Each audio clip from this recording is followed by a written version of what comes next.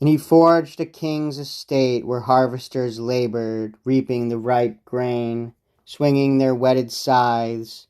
Some stalks fell in line with the reapers, row on row, and others the sheaf binders girded round with ropes, 3 binders standing over the sheaves, behind them boys gathering up the cut swaths, filling their arms, supplying grain to the binders, endless bundles. And there in the midst the king, sceptre in hand at the head of the reaping rows, stood tall in silence, rejoicing in his heart. And off to the side, beneath a spreading oak, the heralds were setting out the harvest feast. They were dressing a great ox they had slaughtered, while attendant women poured out barley, generous, glistening handfuls, strewn for the reaper's midday meal. And he forged a thriving vineyard loaded with clusters, bunches of lustrous grapes in gold ripening deep purple, and climbing vines shot up on silver pine vine poles. And round it he cut a ditch in the dark blue enamel, and round the ditch he staked a fence in tin. And one lone footpath led toward the vineyard, and down it the pickers ran whenever they went to strip the grapes at vintage. Girls and boys, their hearts leaping in innocence, bearing away the sweet ripe fruit in wicker baskets.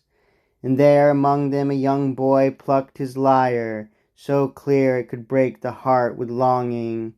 And what he sang was a dirge for the dying year, lovely, his fine voice rising and falling low as the rest followed, all together, frisking, singing, shouting, their dancing footsteps beating out the time.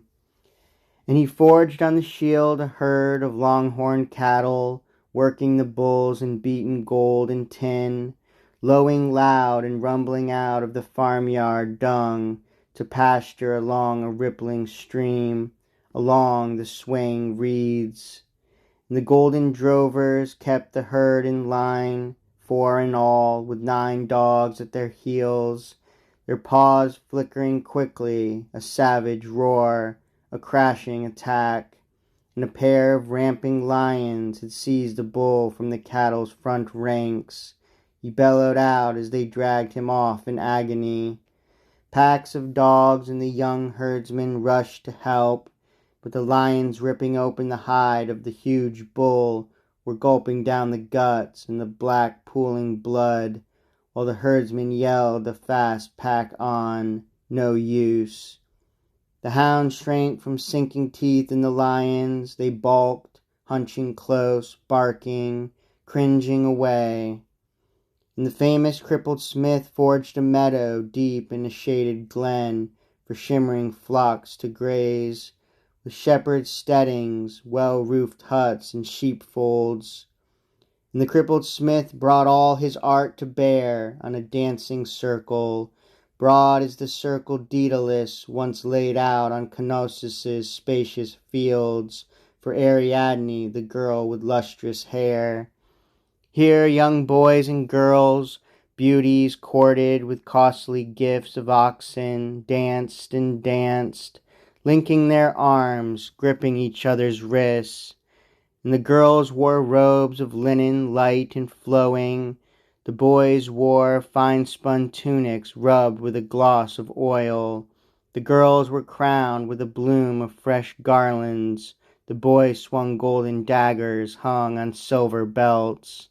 And now they would run in rings on their skilled feet, nimbly, quick as a crouching potter spins his wheel, palming it smoothly, giving it practiced twirls to see it run. And now they would run in rows crisscrossing rows, rapturous dancing. A breathless crowd stood round them, struck with joy, and through them a pair of tumblers dashed and sprang, whirling and leaping handsprings, leading on the dance. And he forged the ocean river's mighty power girdling round the outmost rim of the welded, indestructible shield. And once the god had made that great and massive shield, He made Achilles a breastplate brighter than gleaming fire. He made him a sturdy helmet to fit the fighter's temples, beautiful burnished work, and raised its golden crest, and made him greaves of flexing, pliant tin. Now, when the famous crippled smith had finished off that grand array of armor, lifting it in his arms, he laid it all at the feet of Achilles' mother Thetis, and down she flashed like a hawk from snowy Mount Olympus, bearing the brilliant gear, the god of fire's gift.